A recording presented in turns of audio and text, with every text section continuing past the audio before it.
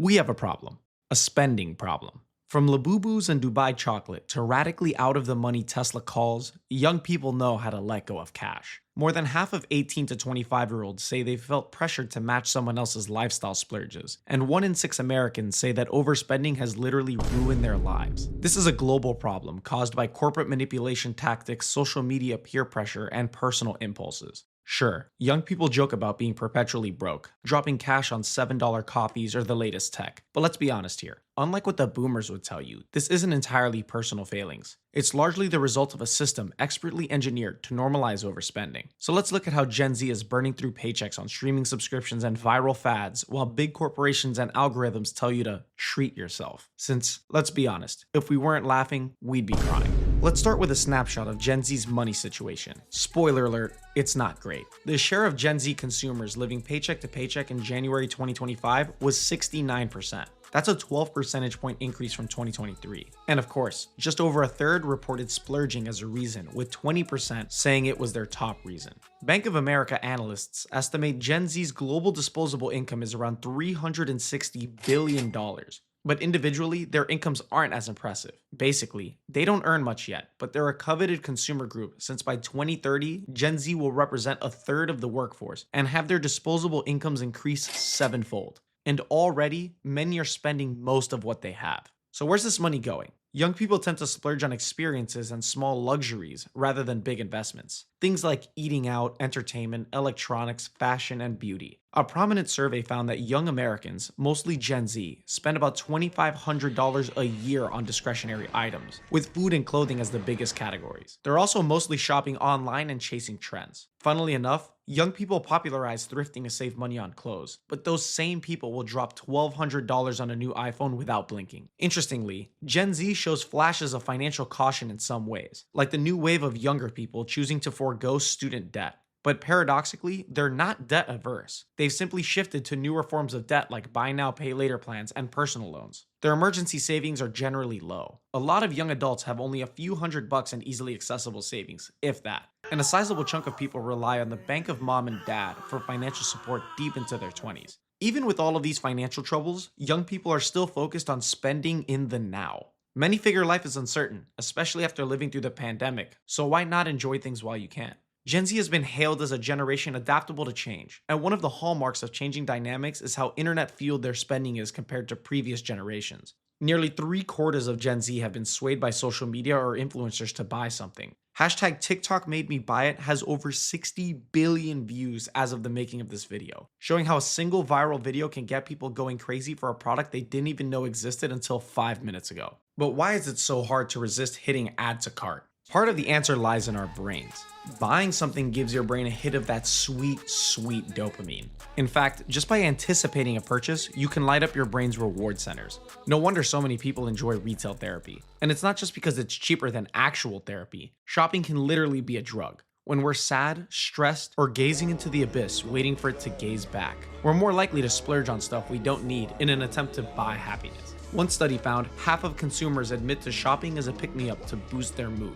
It's the financial version of going to the pub after work every day. It feels good in the moment, but doesn't work well in the long run. Another mental quirk fueling overspending is how we justify purchases. Humans are experts at gaslighting themselves to turn wants into needs. This self-deception, combined with easy credit, makes it way too easy to spend for no reason. Think about this. 54% of US shoppers have dropped $100 or more on an impulse buy, and 1 in 5 have spent more than $1,000 on a whim. We excel at convincing ourselves that life will improve with just one more purchase, something retailers will happily exploit. Modern consumers are impulse shoppers on steroids. A whopping 89% of people say they have a history of impulse buying. In 2024, the average consumer blew about $280 a month on impulse purchases, roughly $3,300 a year of unplanned buys. People love instant gratification, and marketers know it. 72% of online shoppers said that a big shiny sale sign enticed them into an impulse purchase. Our brains have a present bias, convincing us that 50% off means we're practically making money by buying it. By the way, you're still spending the other 50%. It's kind of hilarious. We keep buying stuff to feel better about our lives, then feel worse when we inevitably have to pay for them. Rinse and repeat. If personal emotions weren't enough, There's also social pressure nudging Gen Z to overspend. Keeping up with the Joneses has long fueled American consumerism, and it's alive and well among the youth. A huge number of people spend money just to impress others. Nearly 40% of Americans admit they've overspent to impress someone, like buying luxury clothes, accessories, or extravagant gifts purely to status signal. The reasons are telling. A lot of them just want to feel successful and gain approval in the eyes of friends or strangers. The result?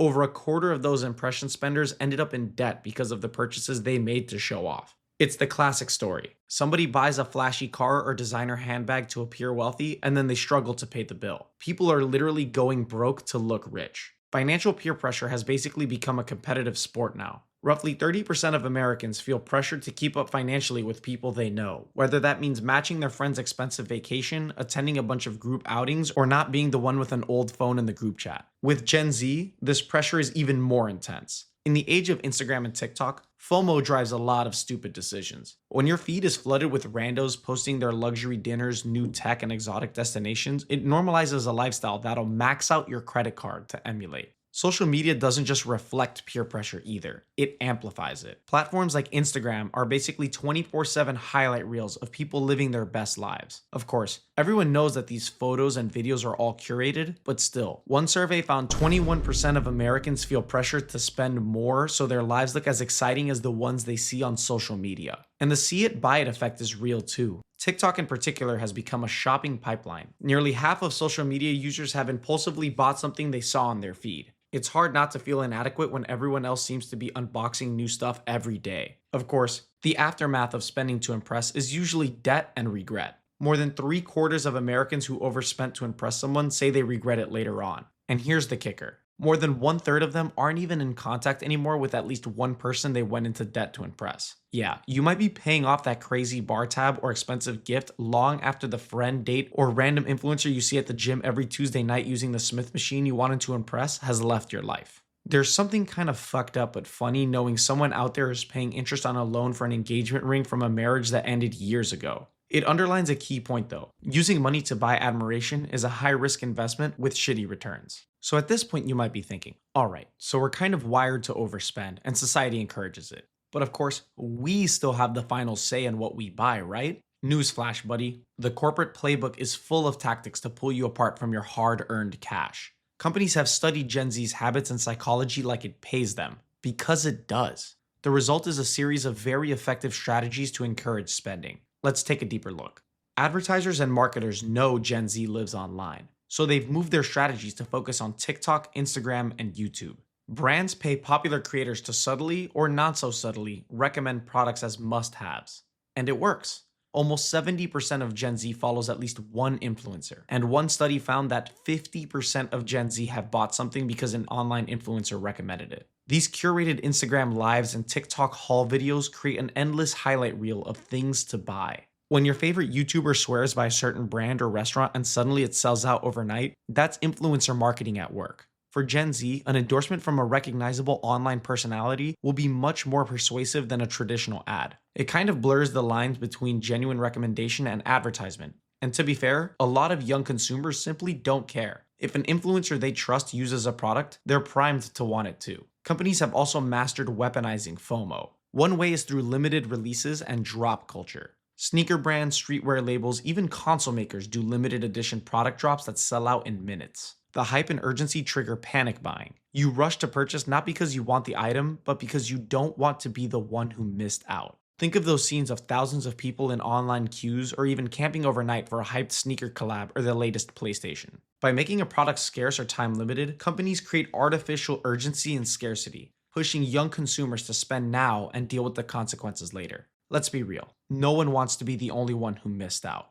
This isn't just true in the retail space either. A lot of us grew up on free-to-play games that make their money selling skins, loot boxes, and power-ups for just a few dollars each. It doesn't feel like real spending when you drop $10 for some Riot Points or V-Bucks, but those microtransactions add up across millions of players. By slicing purchases into tiny bits, companies get Gen Z to pour money into digital items that don't even actually exist. It gets even crazier with the loot box systems, where you'll pay an insane amount of money for keys to open loot crates, unsure about what's on the other side. This system is similar to the way that gambling games are set up, with rewards not always tied to how much money you're spending.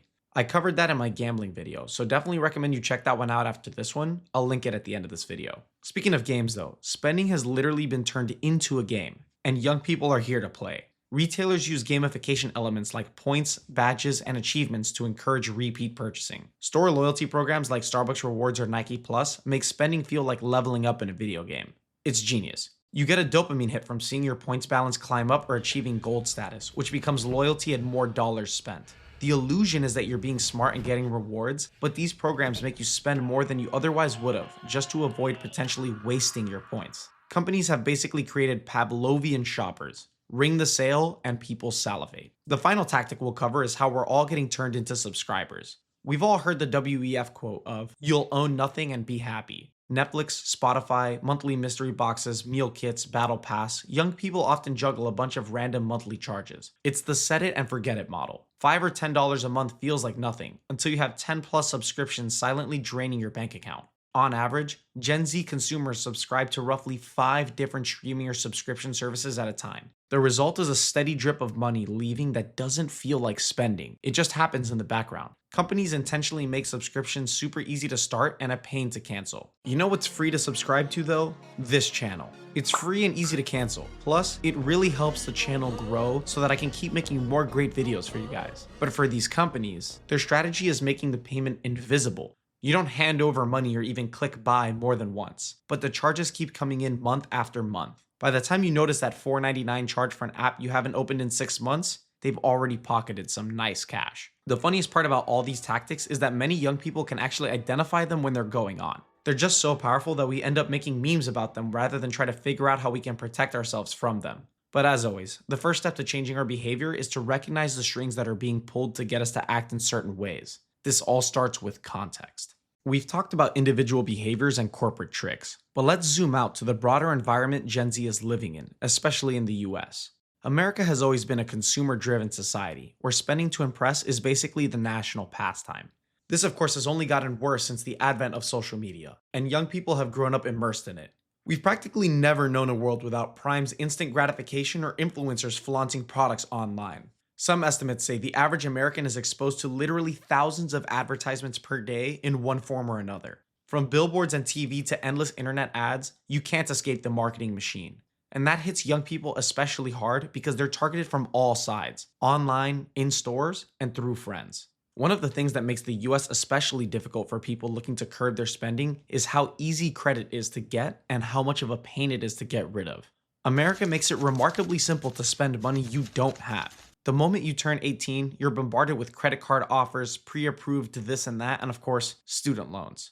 Taking on debt is normalized as a part of adult life. In 2024, total US student loan and credit card debt both hit record highs, and young people are shouldering a huge chunk of that.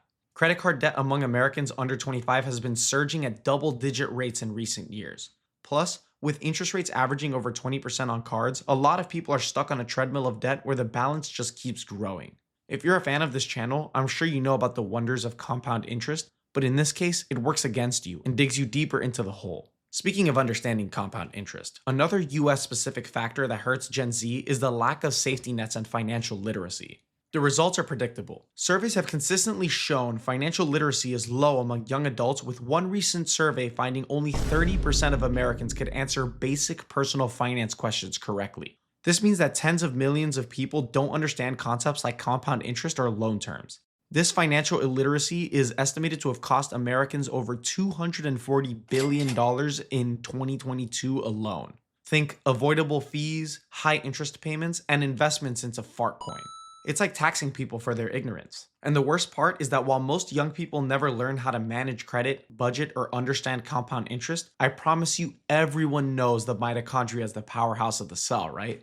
The silver lining is that this is finally being recognized. As of 2025, 35 US states now mandate some form of personal finance class for high school students, up from less than half of states in 2022. That means millions more young people will learn basics about budgeting, credit, and taxes before they're thrown into the real world.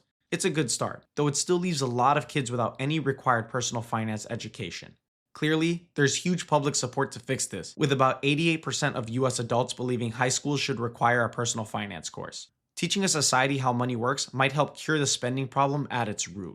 It's not just an American issue though. The overspending problem is global. Young people around the world are being targeted by similar tricks and facing similar struggles with their own local flares. Since social media has shrunken the world, a trend that starts in LA can convince kids in London, Sao Paulo, and Mumbai to buy the same product within days. Since Gen Z is around 25 to 30% of the world's population, it represents an enormous wave of new consumers. Our collective strength is only growing. Bank of America predicts Gen Z's worldwide income will reach a mouth-watering $33 trillion by 2030. If that comes true, Gen Z would become the most powerful consumer force on the planet. Knowing that, it's no surprise that companies around the world are trying so hard to get in on the action. Emerging markets, especially, are seeing a boom of young consumers coming online for the first time. Millions of young people in countries across Asia, Africa, and Latin America are now using smartphones, doing their shopping online, and engaging in social media, making them new targets for the marketing tactics we talked about earlier. Let's look at a couple of examples from around the world. Chinese, Gen Z, and young millennials have become huge drivers of spending, especially in luxury and online retail. Young Chinese consumers are known to be big spenders on brands, with one report noting that young Chinese millennials and Gen Z will make up over half of luxury goods shoppers in China by the end of 2025. Social commerce is massive in China too, like buying during live streams and from influencers on platforms like, I'm about to butcher this, Xiaohongshu or Douyin, the Chinese TikTok. The concept of seeing something for the first time and buying it through a live influencer demo is perhaps even bigger in China than in the US. So while the apps themselves might differ, the essence is the same. Gen Z scrolls through their feeds and click buy on random stuff pushed by people they follow. European Gen Z face similar temptations, like fast fashion, new tech, and travel. But the regulatory environment provides stricter rules on advertising transparency and credit offers. For example, some European regulators have cracked down on influencers not clearly labeling ads, and there are moves to tighten how BNPL can be advertised so people can understand the risks better. Still, the problem persists.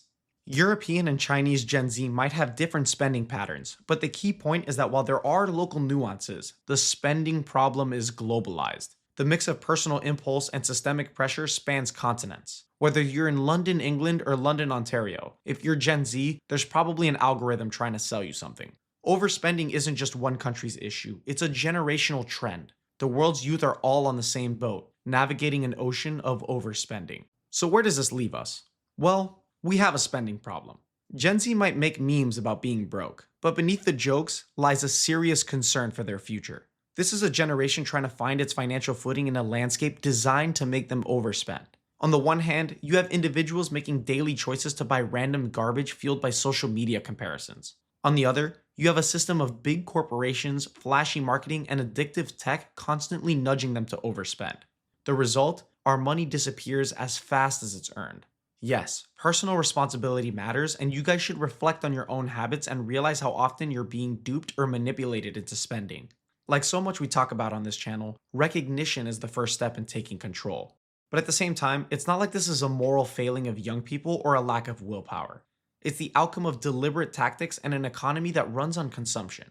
It's not just that Gen Z needs to learn to budget better. That's only half the issue. It's also that companies need to stop using sneaky psychological hacks to get people to ruin their futures. We're not going to get preachy with solutions here. This isn't a personal finance advice channel. But the underlying message is that awareness is step one in escaping the trap. If you can see the tricks being pulled in your brain chemistry, the ads you watch, the peer pressure you feel, you'll be better equipped to deal with them. So the next time you're about to click add to cart, just remember, we have a spending problem. After all, if you've made it this far, you're armed with the insight and the skepticism to outsmart the system.